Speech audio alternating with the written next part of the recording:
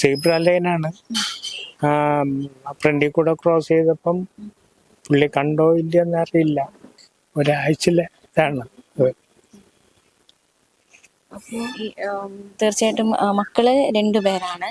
പേര് തീരുമാനം എടുത്തെന്ന് പറഞ്ഞിട്ടില്ല. ഫോട്ടോ ഒക്കെ എടുത്തോണ്ട് പോയി. പിന്നെ ഒരറിയിപ്പില്ല. നമസ്കാരം, മലയാളി വാർത്തയിലേക്ക് സ്വാഗതം. റോഡുകൾ കുരുതികളമാകുന്നതിന് ഒരു അന്ത്യവുമില്ല. വീണ്ടും വീണ്ടും ഈ റോഡ് അപകടങ്ങൾ വർദ്ധിക്കുന്നു. ഈ റോഡ് അപകടങ്ങളിൽ ജീവൻ പൊലിയുന്നവരുടെ എണ്ണവും വർദ്ധിക്കുന്നു. കഴിഞ്ഞ ദിവസം നമ്മളെ നടുക്കിയ ഒരു വാർത്തയാണ് തിരുവനന്തപുരം സെക്രട്ടേറിയറ്റിന് മുന്നിൽ സംഭവിച്ചത്. സ്വന്തം ഭർത്താവിന്റെ മുന്നിൽ വെച്ച് ഭാര്യ ബസ് കയറി പിടഞ്ഞു മരിച്ച സംഭവം വളരെ മനസാക്ഷിയെ നടുക്കുന്ന സംഭവമായിരുന്നു. നമുക്കറിയാവുന്ന പോലെ അപകടം എങ്ങനെ സംഭവിച്ചു എന്ന്, അതായത് ഭാര്യയും ഭർത്താവും ബസ്സിൽ കയറുന്നു, അവര് സെക്രട്ടേറിയറ്റിൽ ഇറങ്ങുന്നു. ഈ റോഡ് ക്രോസ് ചെയ്യാൻ നിൽക്കുന്നതിനിടയിലാണ് ബസ് ഡ്രൈവറിന്റെ അശ്രദ്ധ കാരണം ഒരു ജീവൻ പൊലിയുന്ന സാഹചര്യം ഉണ്ടായത്. നമ്മൾ ആ സംഭവമൊക്കെ കഴിഞ്ഞ ദിവസം അറിഞ്ഞതാണ്. ഇപ്പോൾ നമ്മൾ മരിച്ച ഗീത എന്ന് പറയുന്ന വീട്ടമ്മയുടെ വീട്ടിലാണ് നമ്മൾ നിൽക്കുന്നത്. ബന്ധുക്കളൊക്കെ വളരെ വൈകാരികമായിട്ടുള്ള പ്രതികരണം നടത്തിയിരിക്കുകയാണ്. പ്രത്യേകിച്ച് സ്വന്തം ഭാര്യ തന്റെ കൺമുന്നിൽ മരിച്ചതിന്റെ ആ ഒരു ഭീതി മാറാതെയാണ് ഗീതയുടെ ഭർത്താവായിരിക്കുന്നത്. അദ്ദേഹത്തിന്റെ ഒരു പ്രതികരണത്തിലേക്ക് നമുക്ക് പോകാം.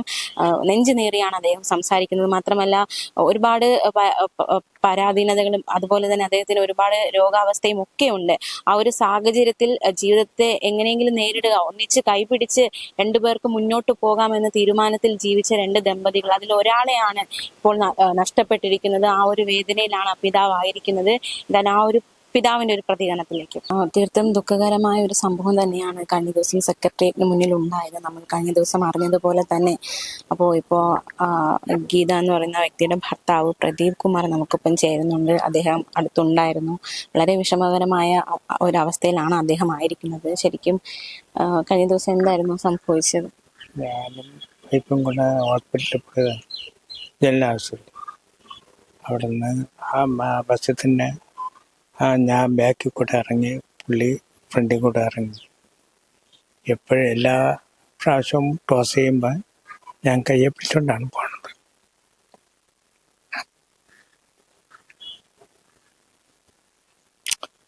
അല്ല, അവളെ ലേറ്റായിട്ട് ഇറങ്ങിയതുകൊണ്ട് ഞാൻ ഇങ്ങ് ക്രോസ്, പുള്ളിക്കാരി ഫ്രണ്ടിൽ കൂടെ ക്രോസ്.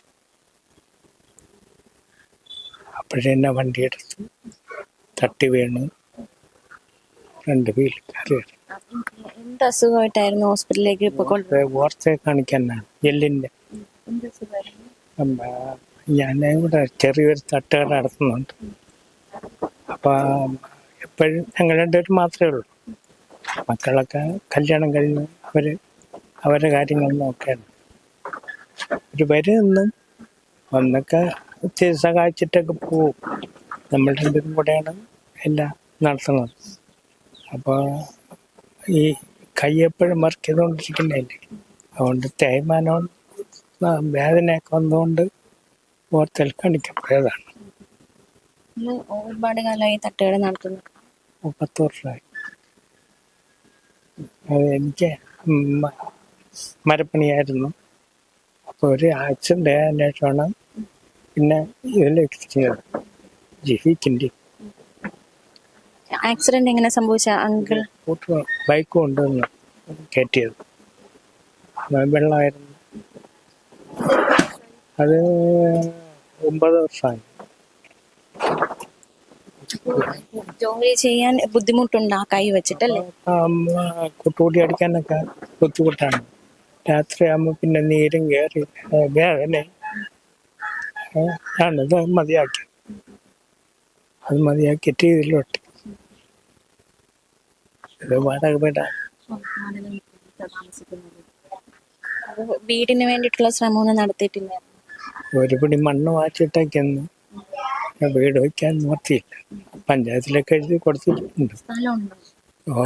ഇപ്പം വാങ്ങിച്ചു, ലോണൊക്കെ എടുത്ത് വാങ്ങിച്ചു. ഈ പഞ്ചായത്തിൽ അറിയിക്കുമ്പോൾ എന്താണ് പറയണേ? വീടിന്റെ കാര്യത്തില് പഞ്ചായത്തിൽ അറിയിക്കും, സീനിയറിറ്റി അനുസരിച്ച് തരാൻ പറ്റുള്ളൂ എന്നാണ് പറയുന്നത്. പിന്നെ ഇപ്പം ഒരു പ്രഹസനം പോലെ വന്ന് സ്ഥലത്തിന്റെ ഫോട്ടോയൊക്കെ എടുത്തോണ്ട് പോയി. ഒരു ഉറപ്പ്, ഈ ഒരു സാഹചര്യത്തിൽ ഒരു ഉറപ്പ് തന്നിട്ടുണ്ട് വീടിന്റെ കാര്യത്തിൽ തീരുമാനം എടുക്കാം അല്ലേ? തീരുമാനം എടുത്തെന്ന് പറഞ്ഞിട്ടില്ല. ഫോട്ടോ ഒക്കെ എടുത്തോണ്ട് പോയി. പിന്നെ ഒരറിയിപ്പില്ല. പിന്നെ ഒരു വീടെന്ന സ്വപ്നം ബാക്കിയായിട്ട് നിൽക്കുകയാണ് അല്ലെ, സ്വന്തമായിട്ട് ഒരു കിടപ്പാടം. ആഴ്ചന്റെ ഒരാഴ്ചയിലെ ഇതാണ്. അപ്പോൾ തീർച്ചയായിട്ടും മക്കള് രണ്ടുപേരാണ്. പേര് മക്കൾ എന്ത് ചെയ്യാണ്? മക്കള് ഒരാൾ ഇലക്ട്രീഷ്യനാണ്, ഒരാൾ മരപ്പണി. അവരൊക്കെ അന്നന്ന് കിട്ടുന്ന ചെലവില് അവരെ കാര്യവും അവരുടെ മക്കളെ കാര്യവും നോക്കാൻ കഴിയുമോ? അതിനും തികയില്ല. നമുക്ക് എന്തെങ്കിലും തരാൻ പറ്റും, അത് നമ്മൾ പ്രതീക്ഷിക്കില്ല. അവരുടെ കാര്യത്തിൽ നല്ല രീതിയിൽ പോകണമെന്നാണ് നമ്മൾ ആഗ്രഹിക്കുന്നത്. അപ്പോൾ ഇന്നലെ നടന്ന അപകടം നേരിട്ട് കണ്ട ഒരു വ്യക്തിയാണ് അച്ഛൻ. അപ്പോൾ തെറ്റാരുടെ ഭാഗത്താണ്, ശരിക്കും ഡ്രൈവറുടെ ഭാഗത്ത് നിന്ന് ഒരു വീഴ്ച സംഭവിച്ചിട്ടുണ്ടോ? പറയാൻ പറ്റില്ല. അതിന്റെ ഫ്രണ്ടിൽ കൂടെയാണ്, സീബ്ര ലൈനാണ്. ഫ്രണ്ടിൽ കൂടെ ക്രോസ് ചെയ്തപ്പം പുള്ളി കണ്ടോ ഇല്ലയെന്ന് അറിയില്ല. ഇപ്പോൾ ഒരുപാട് അപകടങ്ങൾ വർദ്ധിക്കുന്നുണ്ട്. അപ്പോൾ അതില് മിക്കതും ഡ്രൈവർമാരുടെ ഭാഗത്തു നിന്നും പല വീഴ്ചകളും സംഭവിക്കുന്നുണ്ട് പൊതുവെ.